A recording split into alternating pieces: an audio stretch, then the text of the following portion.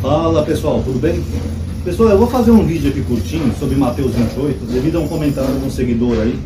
O nome dele é Ziluz, não sei o que. Na verdade seria Souza Luiz ao contrário, né? Eu imagino que ele é católico, que ele fala muito da igreja católica. Mas enfim, independente disso, ele cita Mateus 28 como se Jesus tivesse dado autoridade à igreja de fazer tudo aquilo que Jesus fez. Como se a igreja tivesse recebido uma autoridade divina do próprio Cristo. Então vou dar uma analisada aqui rapidinho com vocês, vamos entender se isso aqui é verdade. Perdoe esse barulho de fundo, tá? Que aqui a obra ainda continua. Isso aqui eles estão parafusando e batendo aqui do lado, tá? Acho que é uma muretinha que eles estão fazendo aqui do lado. Mas do lado bom é que eu vou mudar em breve, tá? A prefeitura já me comunicou ontem, então agora não tem jeito, eu tô correndo atrás aí, tô até bem corrido esse comecinho de ano, tá? E lembrando que quem ainda quiser colaborar através daquela vaquinha, fique à vontade, tá? R$1, R$2, R$5, qualquer quantia ajuda, tá? O Pix está na descrição. Eu não costumo pedir ajuda assim no canal, mas como eu vou ter que mudar, então se alguém quiser colaborar com alguma coisa, fique à vontade, tá bom? Então vamos lá, pessoal. Eu vou começar lendo aqui os últimos versículos de Mateus 28, tá bom? Aí nós vamos analisar que tem alguns probleminhas aqui, tá? Os 11 discípulos caminharam para a Galileia, a montanha que Jesus lhes determinara. Ao vê-lo, prostraram-se diante dele. Então vamos começar aqui a partir desse ponto. Jesus está tendo um encontro aqui com quem? Segundo o que está escrito. Vamos colocar aqui mesmo, né? Com os 11 apóstolos. Por que 11? Porque Judas tinha acabado de se matar no mesmo capítulo. Então ficaram só 11 apóstolos antes da escolha de Matias. Então esse já é o primeiro ponto. Com quem que o autor está falando aqui? É com a igreja futura? É com a igreja católica? É com o pastor evangélico? Não. Então vamos ver o contexto. É com os 11 apóstolos, tá bom? Vamos continuar. Alguns, porém, duvidaram, tá? Aqui, deixa eu só ver se tem alguma coisa aqui.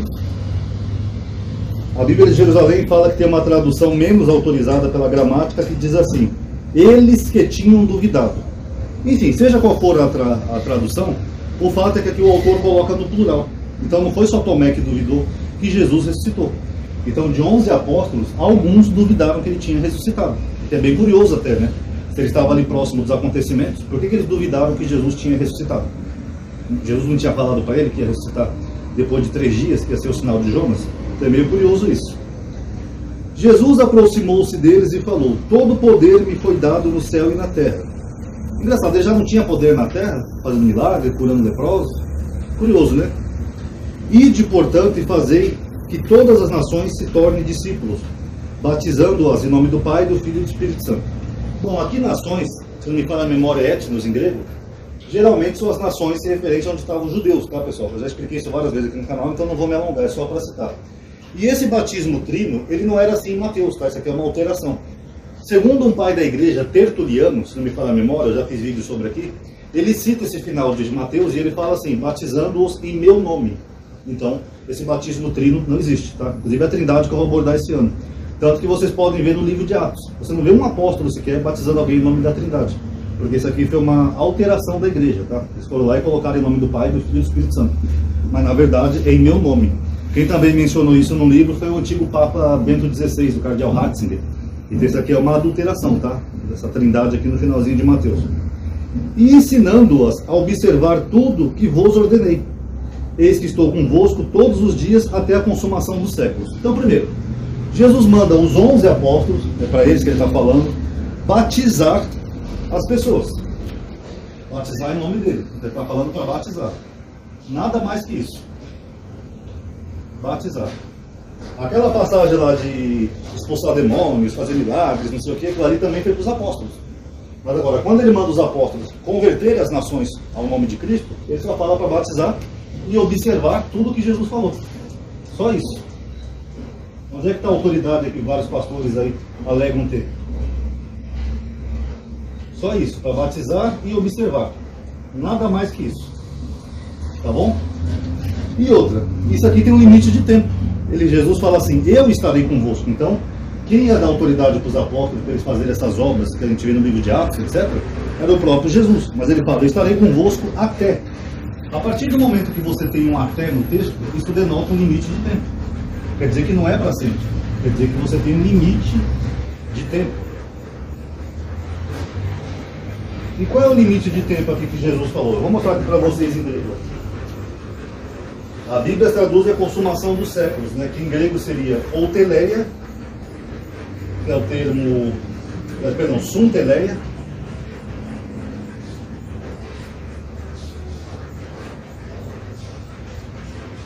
Essa letrinha aqui ficou mal feita, mas tudo bem, tá?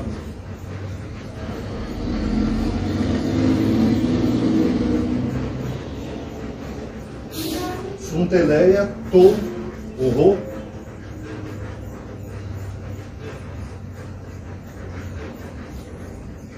Aionos, ou aiono no singular, né? Aion no singular, mas como ele está no plural, eu vou colocar aionos.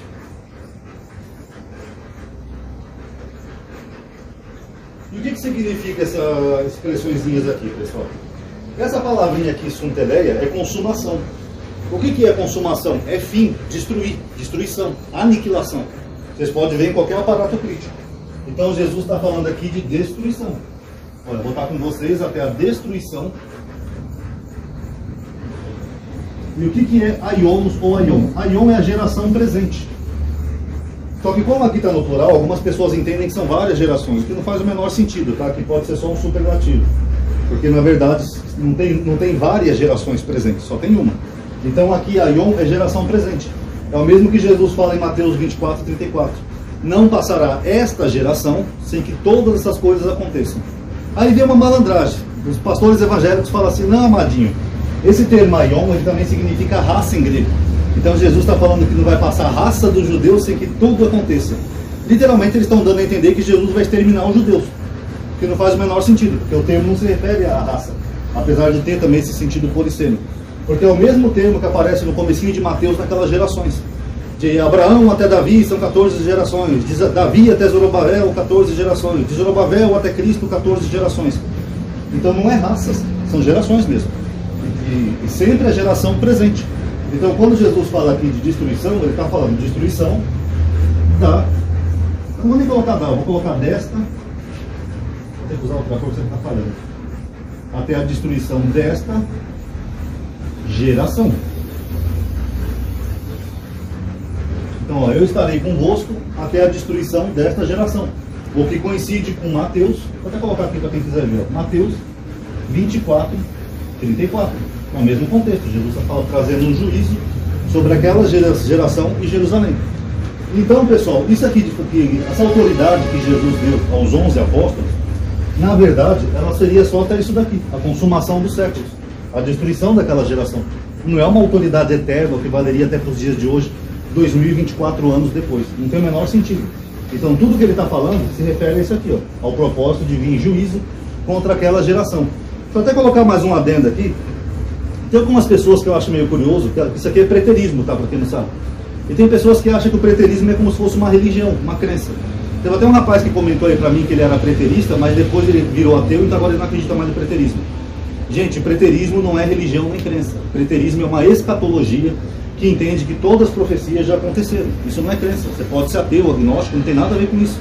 Você não tem que acreditar no preterismo. Mas o fato é que os autores que escreveram isso daqui, eles escreveram dentro daquela geração.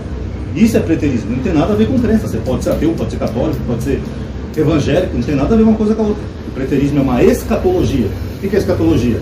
É a ciência que analisa o fim das coisas. Então o preterismo entende que tudo isso daqui aconteceu naquela geração. Tanto que o mais provável é que essas coisas tenham sido escritas depois da queda de Jerusalém, justamente para dar um ar profético para Jesus. Então não tem nada a ver uma coisa com a outra. E para finalizar, eu vou ler 2 versículos aqui para vocês. Ó. João 7, 33 e 34.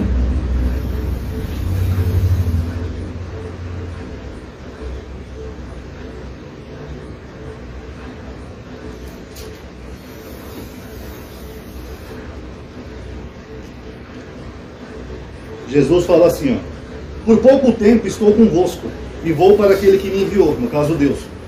Vós me procurarei, e não me encontrareis. E onde eu estou, vós não podeis vir. Então aqui ele está falando com os judeus. O que ele está falando? Ó, vocês vão me procurar e não vão mais me encontrar. Por quê? Porque depois que acabasse aquela geração, acabou. Não ia ter mais nada. Pode me procurar, buscar por mim, que vocês não vão mais me encontrar. Jesus está falando basicamente assim, estou dando uma chance para vocês. Me aceitem agora, porque depois que eu for com meu pai, vocês não vão me ver nunca mais. E por fim, 1 Coríntios 23, 26. 1 Coríntios 15.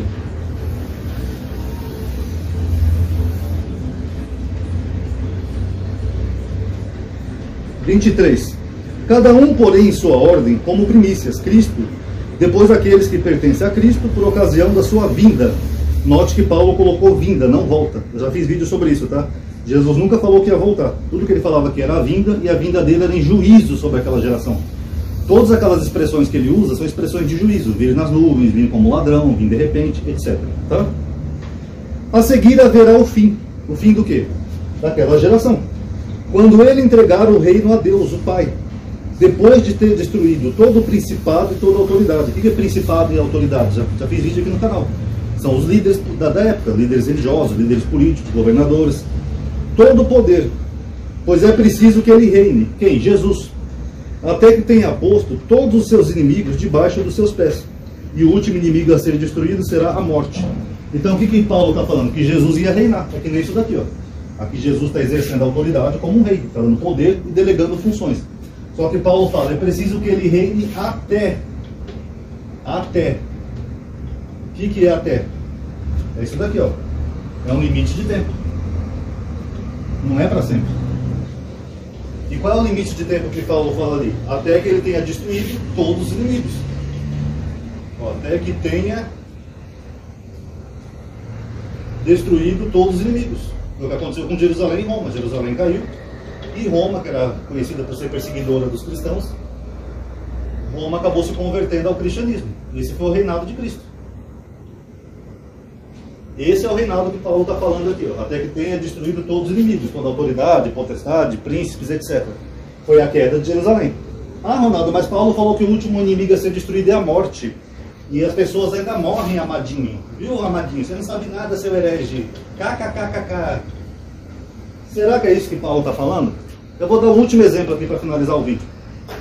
Imagina que você mora num bairro que tenha muita violência. Tem muito bandido, muito crime, muito assassinato.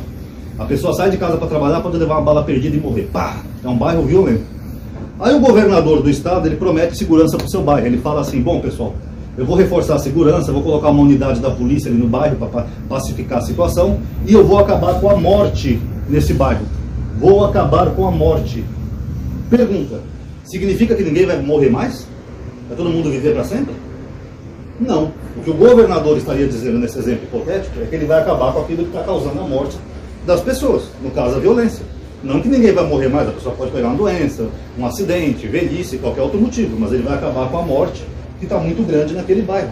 É o mesmo que Paulo está dizendo aqui. Paulo está escrevendo para uma comunidade de Coríntios, onde se entende que ele está escrevendo para uma comunidade perseguida, que ele fala isso nas suas epístolas, e essas pessoas estavam sendo mortas por serem cristãs, dentro da visão de Paulo. Então o que ele está falando? Não se preocupa.